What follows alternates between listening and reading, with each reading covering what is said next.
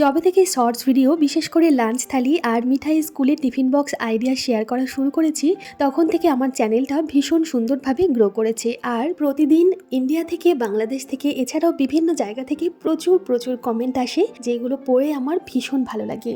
প্রতিদিনের ঘরকন্যা চ্যানেলে রিয়া ব্যানার্জি প্রত্যেকটা ভিডিওতে আমায় কমেন্ট করে, আমার ভীষণ ভালো লাগে। এছাড়াও আমি দেখেছি ইনস্টাগ্রামেও আমাকে কিন্তু কমেন্ট করে। আপনারা যারা যারা আমাকে এখনো ইনস্টাগ্রামে ফলো করেননি, যাদের যাদের ইনস্টাগ্রাম অ্যাকাউন্ট আছে তারা কিন্তু ইনস্টাগ্রামেও আমাকে ফলো করে নিতে পারেন। মিঠাই ম্যাজিক শপ কিচেন নামে ইনস্টাগ্রামে আমি আছি।